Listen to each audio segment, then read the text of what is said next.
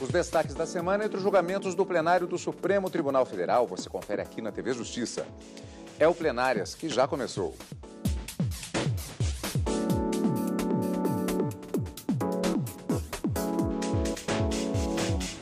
Hoje com os principais momentos das sessões dos dias 15 e 16 de agosto de 2018. Karina, nós tivemos uma semana um pouquinho diferente, na verdade, porque durante todo esse período do mês de agosto e a primeira e segunda semanas, na verdade, até a posse do ministro Dias Toffoli, nós já temos pautas previstas, inclusive com as sessões nas manhãs das quartas-feiras. Excepcionalmente, nós não tivemos sessão nesta quarta-feira pela manhã por conta da interinidade da ministra Carmen Lúcia como presidente da República, por ocasião de viagem do presidente Michel Temer.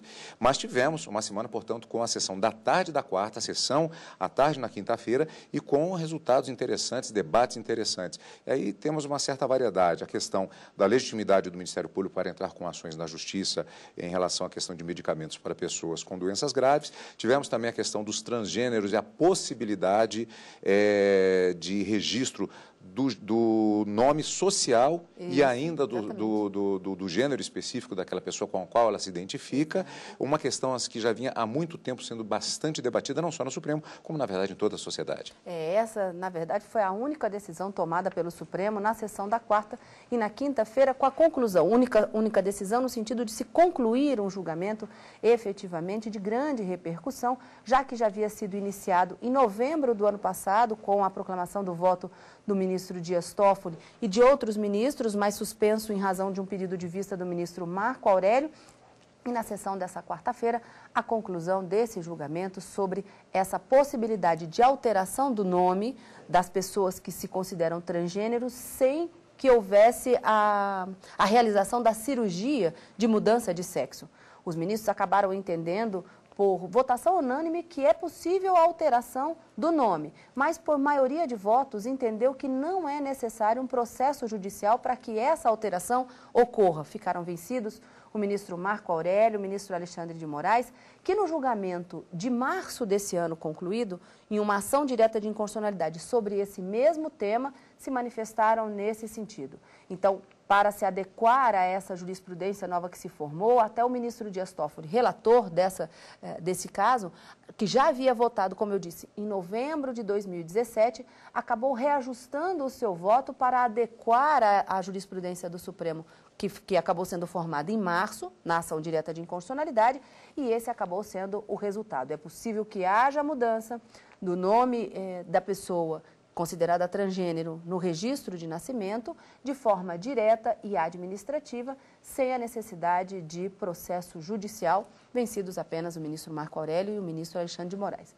Mas, como você disse, na quarta-feira também houve uma decisão, mas sobre a possibilidade ou não do Ministério Público ingressar com uma determinada ação, chamada ação civil pública, para se buscar o fornecimento pelo Estado de medicamentos para doenças graves a determinadas pessoas.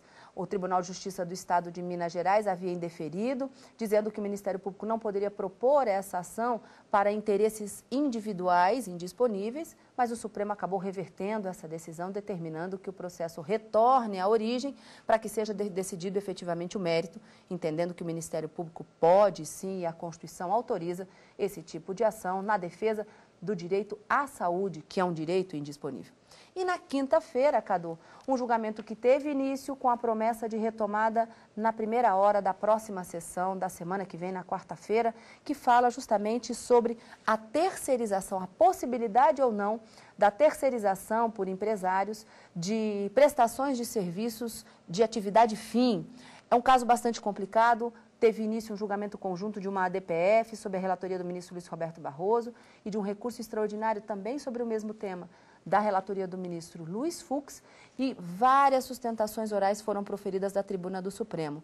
Como já o adiantado da hora se fazia presente na sessão da quinta-feira, os ministros adiantaram que tinha um voto bastante longo e que é um caso bastante complexo, pediram que então fosse suspenso o julgamento para a retomada na próxima semana e a discussão deste tema, portanto, terceirização da atividade fim, súmula do Tribunal Superior do Trabalho sendo questionada sobre essa possibilidade ou não, já que o tribunal entende que essa terceirização não seria possível à luz da Constituição. Então, assuntos variados, não é? Alguns temas concluídos, mas a promessa e a expectativa da conclusão desse grande julgamento que começou na quinta-feira. Bom, vamos começar pela quarta-feira. O Supremo Tribunal Federal manteve, como já adiantou a Karina, na sessão desta quarta-feira, a legitimidade do Ministério Público para entrar com ações na Justiça solicitando medicamentos para pessoas com doenças graves. A Procuradora-Geral da República defendeu a legitimidade do Ministério Público para ajuizar ações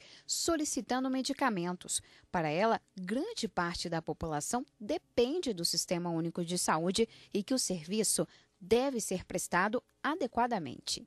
Hoje, cada vez mais importante para a população brasileira, tanto no tocante a medidas preventivas de saúde, como é a vacinação pública, quanto em relação a medidas curativas de saúde, como é a questão do acesso a medicamentos. Quando falta vacina, o Ministério Público também ajuiza ações civis públicas para que elas sejam repostas e seja garantido o acesso de toda a população a esse serviço preventivo de saúde. O relator do recurso, o ministro Marco Aurélio, disse que a ação do Ministério Público foi abrangente e não se limitou apenas ao caso de uma pessoa. Por isso, considerou que o MP pode ajuizar ações na defesa de direitos indisponíveis. A menção à cidadã Adriana Auxiliadora Rezende foi meramente exemplificativa, voltando-se à ação proposta a alcançar, em termos de fornecimento do fármaco, todos aqueles que estejam acometidos da doença e não tenham condições de satisfazer o custo dos remédios. Os ministros Alexandre de Moraes, Edson Fachin, Rosa Weber, Luiz Fux, Ricardo Lewandowski e o decano Celso de Mello também votaram pela legitimidade do Ministério Público atuar nesses casos. Essa é uma função típica do Ministério Público, possa ingressar em juízo solicitando ao Poder Judiciário, principalmente nos casos onde não só a saúde, mas a própria vida da pessoa esteja em jogo. Não estamos discutindo aqui especificamente o tema dos medicamentos, o que está posto em debate é a legitimidade do Ministério Público, portanto, a repercussão geral, uma repercussão geral cirurgicamente adstrita a esse aspecto e, portanto, nesta medida, acompanho eminentemente o relator. Com todo respeito às compreensões contrárias, retiro do texto constitucional a legitimidade ad causam do Ministério Público, entendo que teologicamente interpretados, não sequer recorro à legislação infraconstitucional, há reconhecimento dessa legitimidade, artigo 127 e artigo 129, 2 da nossa lei fundamental. Quanto maior for o número de autoridades que estejam na comarca e que possam promover ações em prol dessas pessoas carentes, porque são só as pessoas carentes que ingressam através dos órgãos públicos, porque há remédios integrantes, inclusive, da lista do SUS, que são remédios caríssimos, remédios num nível, num patamar de muitos milhares de dólares. E isso aí são remédios para doenças raras e que constam da lista do SUS. Não se trata especificamente de discutir aqui direito individual disponível de um paciente em particular. Dito isso, eu gostaria de afirmar que acompanham integralmente o substancioso voto do ministro relator. O Ministério Público é parte legítima para propor ação civil pública na defesa de direitos individuais indisponíveis de pessoa individualmente considerada, como ocorre com o direito à saúde. O ministro Roberto Barroso destacou que a Constituição Federal garante ao Ministério Público a competência para apresentar ações nesses casos, mas disse que os medicamentos devem constar na lista do SUS. Se o Ministério Público estiver postulando um medicamento que já tenha sido incorporado pelo SUS, não tem nenhuma dúvida que a hipótese é de solução simples, trata-se de um caso fácil. Agora, se o Ministério Público estiver postulando um medicamento que não tenha sido incorporado pelo SUS, aí é que começam as complexidades. Já o ministro Gilmar Mendes, ao acompanhar o relator, apenas alertou sobre a importância do plenário debater essas questões para evitar o aumento da judicialização da saúde. Esse tema exige toda a cautela. Vou acompanhar o relator no sentido de prover o recurso para que o tema seja discutido, mas desde logo e considero que isso tem que passar por um escrutínio severo por parte do Judiciário. Ao final do julgamento, o ministro Dias Toffoli também acompanhou o relator e concluiu com a tese aprovada pelo plenário. O Ministério Público é parte legítima para ajuizamento da ação civil pública que visa o fornecimento de remédio a portadores de doença. Karina, em princípio o enunciado ele é claro, mas às vezes há uma certa confusão na interpretação de determinadas decisões. O que foi acertado, o que foi julgado é a questão, vamos repetir, legitimidade do Ministério Público para entrar com ações na Justiça solicitando medicamentos para pessoas com doenças graves. É apenas a legitimidade. Não se falou nada a respeito de que o Estado ou qualquer órgão da Federação está obrigado, em função do Ministério Público, a fazer essa entrega. O mérito, o pedido dessa ação proposta pelo Ministério Público é o fornecimento de medicamentos. Mas o Tribunal de Origem não conseguiu analisar, no primeiro momento, esse fornecimento, se é devido ou não, porque entendeu que o Ministério Público não poderia propor esse tipo de ação. E contra essa decisão, recurso até chegar no Supremo Tribunal Federal. Aqui no Supremo, o Supremo decidiu. O Ministério Público pode sim ingressar com esse tipo de ação. Qual foi a determinação? O processo, então, deve retornar à vara de origem para que seja decidido o mérito, já que o Ministério Público tem legitimidade pela decisão proferida na quarta-feira, e assim a Justiça definir se esse fornecimento de medicamentos, da forma como pleiteado pelo Ministério Público, deve ser deferido ou não nesses casos concretos que foram estabelecidos. E aqui, Cadu, vale a pena a gente fazer uma ressalva de que no início da sessão, o ministro Dias Toffoli, que presidiu a sessão da quarta-feira, logo no início do julgamento, ele disse que, como se tratava de um recurso extraordinário com repercussão geral reconhecida, quase que aproximadamente 1.900 processos no Brasil estavam sobrestados, aguardando essa decisão em que se discute justamente essa legitimidade do Ministério Público para propor essa ação civil pública para o fornecimento de medicamentos a essas pessoas que são portadoras de doenças graves. Com esse caso, então, várias outras dessas 1.897 processos, então, devem tomar o seu curso para se definir se são devidos ou não esses medicamentos. Bom, destaque também da sessão plenária desta quarta-feira, destaque da semana. Outro destaque da semana é ainda a decisão na sessão da própria quarta-feira, pelo plenário do Supremo Tribunal Federal, confirmando que pessoas transgêneros podem alterar o registro civil, mesmo sem a chamada cirurgia de mudança de sexo.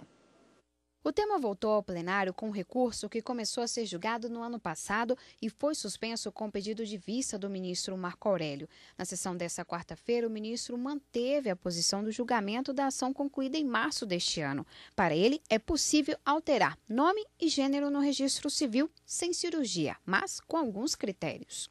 Idade mínima de 21 anos, diagnóstico médico de transexualismo, considerados critérios do artigo 3º da Resolução 1955-2010 do Conselho Federal de Medicina, por equipe multidisciplinar, após, no mínimo, 2 anos de acompanhamento conjunto. O ministro Dias Toffoli, relator do recurso, ajustou o voto conforme decisão já tomada pelo plenário. Vencido o ministro Marco Aurélio, ficou decidido que mudanças de nome e gênero podem ser solicitadas e realizadas sem a cirurgia de mudança de sexo, tanto na Justiça quanto diretamente nos cartórios. Também não é necessário escrever na certidão que a pessoa é transexual ou transgênero. O transgênero tem direito fundamental subjetivo à alteração de seu prenome e de sua classificação de gênero no registro civil, não se exigindo, para tanto, nada além da manifestação de vontade do indivíduo, o qual poderá exercer tal faculdade tanto pela via judicial como diretamente pela via administrativa. Sobre esta decisão, conversamos daqui a pouquinho no próximo bloco do nosso Plenárias de hoje. E você vai ver também os destaques da sessão plenária da quinta-feira no plenário do Supremo Tribunal Federal, aqui no Plenárias.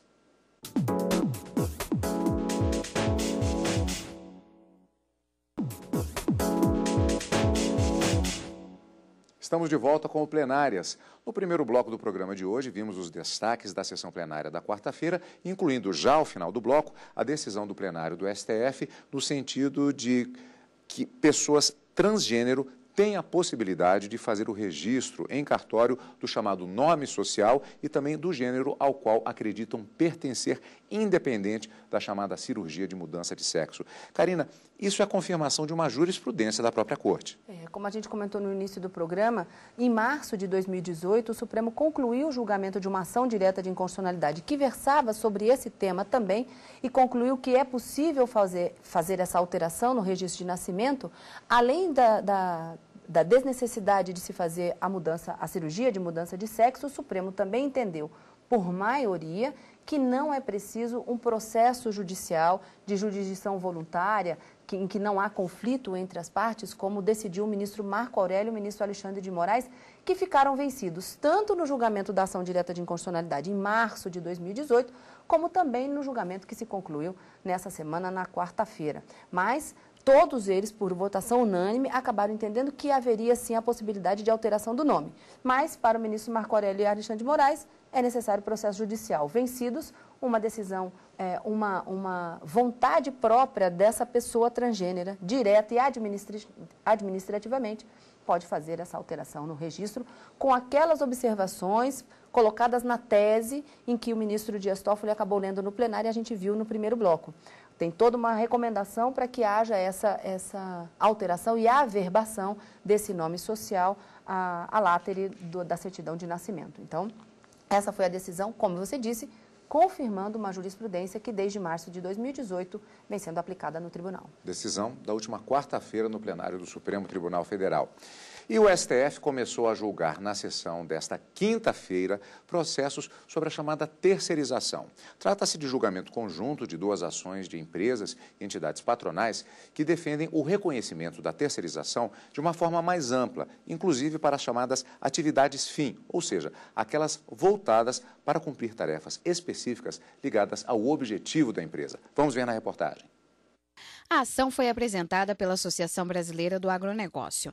A ABAG questiona decisões da Justiça do Trabalho que restringem a terceirização com base em uma súmula do Tribunal Superior do Trabalho que impede esse tipo de admissão para atividades fim. Segundo a entidade, além de não ter apoio em lei, o impedimento gera restrição, limita e dificulta a liberdade de contratação de serviços. As decisões proferidas pela Justiça do Trabalho continuam sendo proferidas com base na súmula 331. Isso, a nosso ver, significa que antes elas eram inconstitucionais e agora, além de inconstitucionais, são contrárias à letra da lei. Já o recurso da empresa Cenibra contra uma decisão do TST que considerou ilícita a terceirização contratada pela empresa. No STF, a Cenibra disse que proibir a terceirização compromete o mecanismo de gestão das companhias. Esse país passa pela pior crise de sua história. São 13 milhões de desempregados, mais de 37 milhões de brasileiros colocados na informalidade, segundo o levantamento recente do IBGE, publicado no dia 31/7/2018 pelo Estadão. Portanto, seguir proibindo a terceirização, inclusive de serviços especializados, constituem contribuir ainda mais para o agravamento desta terrível situação. Sobre os dois processos em julgamento, a Procuradora-Geral da República ressaltou que é importante analisar o assunto, levando em conta as novas leis sobre o tema. O trabalho agora é um direito humano subjetivo, portanto, não é mais uma mercadoria. E é nessa perspectiva que o enunciado 331 do Tribunal Superior do Trabalho, é nessa perspectiva que as leis vigentes até a data da aprovação desse enunciado que consolida uma jurisprudência aborda a matéria. Além das partes, os ministros também ouviram instituições que foram admitidas como amigos da Corte. A terceirização é, na verdade, um moderno sistema de organização empresarial que consiste na integração de empresas em processo de fornecimento de serviços que compõem o produto final. terceirização, ela promove sim a precarização do trabalho. Em primeiro lugar, pelo rebaixamento do nível salarial dos trabalhadores terceirizados. Porque há um leilão da mão de obra. E a partir desse leilão é que a empresa tomadora de serviço resolve terceirizar suas atividades. A continuação deste julgamento você vai acompanhar ao vivo, direto do plenário e também, é claro, aqui no Plenárias. E o ministro Celso de Mello completa 29 anos de atuação no Supremo Tribunal Federal e recebeu uma homenagem no início da sessão plenária desta quinta-feira. Imprescindível, exemplo de ser humano e cidadão, referência no direito e para a justiça. Foi com essas palavras que a presidente do Supremo Tribunal Federal, ministra Carmen Lúcia, parabenizou o decano da Corte, ministro Celso de Mello, pelos 29 anos dedicados ao STF. Disse que alguns homens trabalham alguns dias e são importantes. Outros trabalham muitos dias e são necessários. Outros têm no seu trabalho de alguns e de todos os seus dias, e às vezes até só por alguns poucos dias, um testemunho de vida que permite que a sociedade seja muito melhor. Esses são imprescindíveis. O ministro Celso de Mello é um desses que se devem considerar imprescindíveis para se ter esperança no ser humano, no direito, na justiça. Para se ter a certeza de que o bem tem lugar, pode se tornar concreto e, principalmente, que o bem e o justo têm sequência e consequência na história da humanidade pela ação dos seus homens. Em nome deste Supremo Tribunal Federal, afirmo ser Vossa Excelência a melhor causa da justiça brasileira. Uma causa que não tem parte contrária, porque todos nós aqui, irmanados, concordam quanto à garantia que Vossa Excelência representa de que o Brasil produz grandes juízes, sendo exemplo dessa afirmativa a vida, o trabalho e a serenidade firme, segura e liana com que se conduz e que julga. A Procuradora-Geral da República lembrou que o decano já fez parte do Ministério Público e exaltou o trabalho do ministro durante as últimas décadas. Dentre os muitos atributos do ministro Celso de Mello, como a inteligência, a coragem e o elevado espírito público, a presidente desta Corte destacou um que enfeixa o conjunto de suas virtudes, o de ser imprescindível. Imprescindível para o Brasil, para a nação, para os direitos humanos e para a realização da Constituição brasileira. Ao agradecer pela homenagem, o ministro Celso de Mello disse que se sente honrado por ser juiz da Corte e se definiu como um eterno aprendiz. São 29 anos de uma convivência que me tem sido extremamente profícua. Tenho sido um eterno aprendiz nesta corte, não é? Aurindo as lições, o magistério de tão eminentes colegas, professores, juízes, advogados, membros do Ministério Público. É uma experiência realmente maravilhosa e a honra imensa de haver ascendido a esta Suprema Corte é algo realmente insuperável. O Supremo Tribunal Federal é um tribunal realmente mais importante do que todos e cada um de nós, e incumbido de exercer atribuições extremamente sensíveis, notadamente em tempos em que muitas vezes se vê declinar no horizonte do país a prática da ética e o exercício do direito. José Celso de Mello Filho nasceu em Tatuí, no interior de São Paulo. É formado em Ciências Jurídicas e Sociais pela Faculdade de Direito da Universidade de São Paulo. Entrou no Ministério Público do Estado de São Paulo em 1970. Exerceu, entre outros cargos, o de promotor de justiça e curador-geral em várias comarcas paulistas. Foi nomeado para o Supremo Tribunal Federal em 1989 e tomou posse em 17 de agosto do mesmo ano.